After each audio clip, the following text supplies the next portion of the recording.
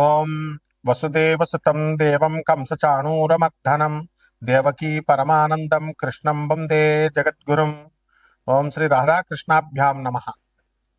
మనకి ఈ మార్చి నెలలో గ్రహస్థితులు ఎలా ఉన్నాయో ఒకసారి చూద్దాం. మనకి ఈ యొక్క శని మీనరాశిలో, కేతువు సింహరాశిలో, రాహువు కుంభరాశిలో, ఆ తర్వాత పంచగ్రహ కూటమి వచ్చిందండి. అందువలన రవి కుజ బుధ శుక్రులు కూడా కుంభరాశిలోకి వచ్చి రాహుతో కలిసి ఉన్నారు. ఆ తర్వాత గురుడు మిథున రాశిలోకి వచ్చాడు. ఈ విధంగా ఉన్నటువంటి గ్రహస్థితి వల్ల మనకి పంచగ్రహ కూటమితో పాటు మనకి ఈ యొక్క మిగతా గ్రహాలతో మనం కనుక చూసుకున్నట్లయితే ద్వాదశ రాశుల వారికి అందరికీ కూడా మనకి కొన్ని ఫలితాలు వస్తాయి. అందువలన ఒక్కొక్క రాశి వారికి మనకి ఏం జరుగుతుంది తెలుసుకోవాలనుకుంటే ముందు మనకి ఏలినాటి శని జరిగేటటువంటి గ్రహాలు 3 ఉన్నాయి. ఆ 3 గ్రహాలలో మనకి ఈ యొక్క కుంభరాశి, మీనరాశి, ఆ తర్వాత మేషరాశి ఏలినాటి శని జరుగుతున్నాయి. కాబట్టి కొన్ని కఠినమైనటువంటి పరీక్షల్ని ఈ రాశుల వారు ఎదుర్కోవాల్సినటువంటి అవసరం ఉంది. అలాగే లేనిపోయినటువంటి అపనిందలు పడ్డము ఇలా కొన్ని జరుగుతూ ఉంటాయి.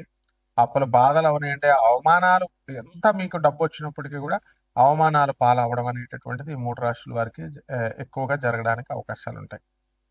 ఇకపోతే ఈ యొక్క ధనుస్సు రాశి వారికి మనకి అర్ధాష్టమ శని గ్రహ దోషము, అలాగే ఈ యొక్క కర్కాటక రాశి వారికి మనకి అష్టమ రాహు జరుగుతుంది అనుకోండి.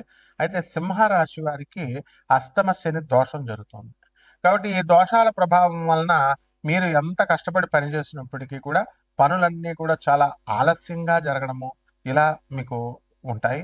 అనవసరమైనటువంటి చిన్నవారు, మీకంటే చిన్నవారి వలన మాటలు పడేటటువంటి సందర్భాలు అనేకమైనటువంటివి జరుగుతూ ఉంటాయి. కాబట్టి ఈ యొక్క రాశుల వారికి ఈ అష్టమ శని, అర్ధాష్టమ శని, ఏలినాటి శని ప్రభావాల వల్ల మనకి ఈ రాశులన్నీ కూడా చాలా బాధిస్తూ ఉంటాయి. కొన్ని రాశులు, నేను చెప్పినటువంటి రాశుల్ని. అయితే వీళ్ళందరికీ కూడా మనము ఈ ఫలితాల నుంచి మనం దాటుకోవచ్చా అండి ఈ యొక్క దోషాల నుంచి అని అంటే ఖచ్చితంగా దాటుకునేటటువంటి అవకాశాలు అధికంగా ఉన్నాయి. అయితే మనము కరెక్ట్ అయినటువంటి సాధన చేసుకోవాలి, కరెక్ట్ అయినటువంటి గురువు అవసరం అనమాట. కాబట్టి ద్వాదశ రాశుల వారికి అందరికీ కూడా మనకి ఏ విధమైనటువంటి ఫలితాలు ఇస్తాయో మనం ఈ వీడియోలో చూద్దాం. అలాగే ఇవన్నీ కూడా కోటాను కోట్ల మందికి కామన్ ప్లాట్ఫారం మీద చెప్పబడేటటువంటి రాశి ఫలాలు. కాబట్టి దీనికి మనం ఏం చేయాలంటే వ్యక్తిగత చార్ట్ చూడాల్సినటువంటి అవసరం ఉంది ప్రతి ఒక్కరికి కూడా. అప్పుడు మాత్రమే సంపూర్ణమైనటువంటి మనకి జరిగేటటువంటి దశలు, మనకు జరిగేటటువంటి జాతకం అనేటటువంటిది తెలుస్తుంది. కాబట్టి ఈ రకంగా ఒక్కొక్క రాశి వారికి విడివిడిగా మనకి ఈ మార్చి నెలలో 2026 సంవత్సరంలో మార్చి నెలలో మనకి ఏ విధంగా జాతక ఫలితాలు ఉండబోతున్నాయో మనం చూద్దాం. కర్కాటక రాశి. ఈ కర్కాటక రాశి వారికి అందరికీ కూడా మనకి రాహువు బాగుండలేదు పరిస్థితి. దానివలన ఎక్కువ ఊహాలోకాల్లో విహరించడము ఇలాంటివన్నీ కూడా జరుగుతూ ఉంటాయి. చదువు మీద ఏకాగ్రత పెట్టకపోవడం, అలాగే ప్రభుత్వ పరీక్షలు కానీ లేదా క్యాంపస్ ఇంటర్వ్యూస్లోకి వెళ్తున్నటువంటి వాళ్ళంతా కూడా కేవలం 1-2 మార్కుల తేడాలో మీరు ఫెయిల్ అవ్వడము, ఇలాంటివన్నీ కూడా అవకాశాలు ఇప్పటి వరకు అన్ని ఫెయిల్సే కర్కాటక రాశి వాళ్ళకి. ఆ విధంగా ఈ మార్చి నెలలో ఉండడం అనేటటువంటివి జరుగుతాయి. అలాగే ఈ యొక్క గురుడు మిథున రాశిలో ఉన్న కారణంగా మీ అందరికీ కూడా ఏం జరుగుతాయంటే ప్రభుత్వ సంబంధమైనటువంటి కేసుల్లో ఇరుక్కోవడము, కోర్టుల్లో ఇరుక్కోవడము, ఆ తర్వాత ఈ యొక్క కోర్టుల చుట్టూ తిరగడము, జైళ్ళకి వెళ్ళడము, పోలీస్ స్టేషన్లకు వెళ్ళడము, ఇలాంటివన్నీ కూడా ఎక్కువగా జరగడానికి అవకాశాలు అధికంగా ఉన్నాయి. ప్రేమ వ్యవహారాల్లో దెబ్బతిని వీళ్ళంతా కూడా మానసికంగా ఉన్మాద స్థితికి చేరడానికి అధికమైనటువంటి అవకాశాలు ఉంటాయి.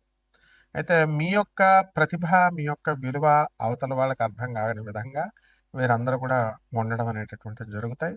అందువల్ల నిజాయితీని నమ్ముకొని మీరు పని చేసుకోవడం ద్వారా చక్కటి సక్సెస్ వస్తుంది. అడ్డ మార్గాల్లో కనుక వెళ్తే ఖచ్చితంగా ఏదో ఒక రోజున మాత్రం దొరకడం అనేది చాలా జరుగుతుంది అనమాట.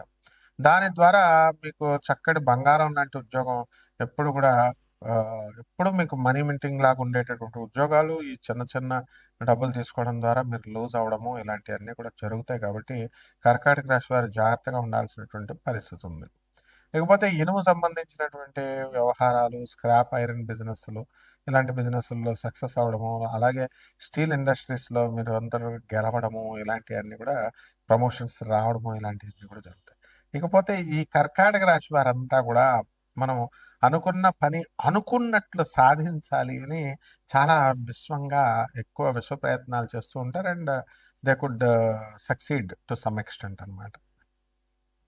అలాగే ఈ రాశి వారికి అందరికీ కూడా మనకి ఈ కర్కాటక రాశి వారు ఎన్నో కొత్త కొత్త ప్రాజెక్ట్స్ టేకప్ చేయడము ఇవన్నీ కూడా జరగడము అనేటటువంటివి జరుగుతాయి.